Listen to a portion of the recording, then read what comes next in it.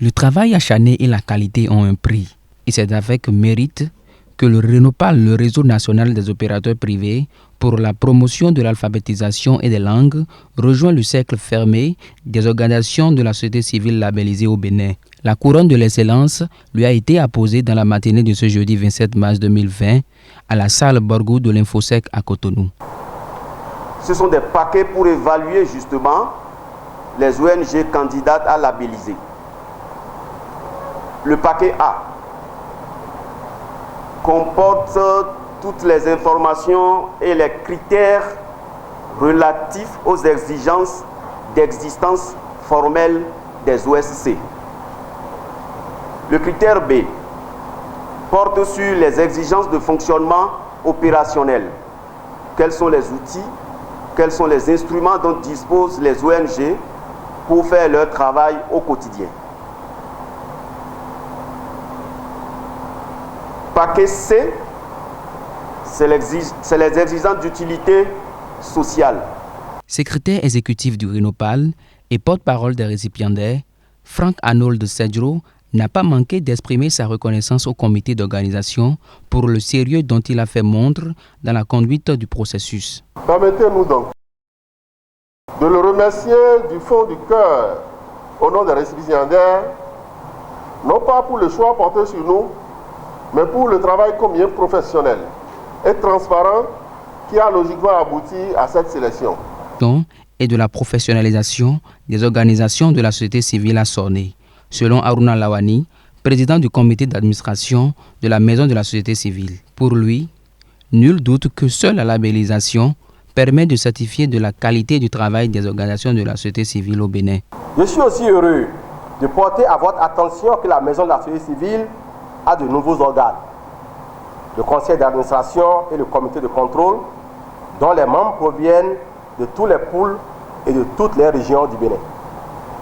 Nous sommes de ce fait en marche vers la spécialisation et la professionnalisation des OSC au Bénin. Avec cette nouvelle reconnaissance de mérite, le RENOPAL empoche 1 million de francs CFA avec d'importants autres lots, dont un trophée, un ordinateur HP, un vidéoprojecteur et une attestation valable jusqu'en 2023. J'avoue que je suis enchanté. Enchanté parce qu'il y a beaucoup d'ONG dans notre pays et si on en arrive à détecter celles qui sont performantes, c'est ce que nous souhaitons. Parce qu'aujourd'hui, rien ne peut se faire sans la compétence, sans les performances. Et je souhaite que les partenaires soient à leur écoute pour les appuyer davantage. Et ce label donc, que le RENOPAL a reçu, c'est la preuve que nous devons aller sur ce chemin-là, apprendre à nos enfants à parler leur langue, à savoir écrire et lire leur langue. Et de même que cela ne s'arrête pas seulement à ceux qui n'ont pas été à l'école. Sentiment de fierté, de satisfaction et surtout d'encouragement à mieux faire. Je voudrais dire que ça n'a pas été facile pour que nous en arrivions là.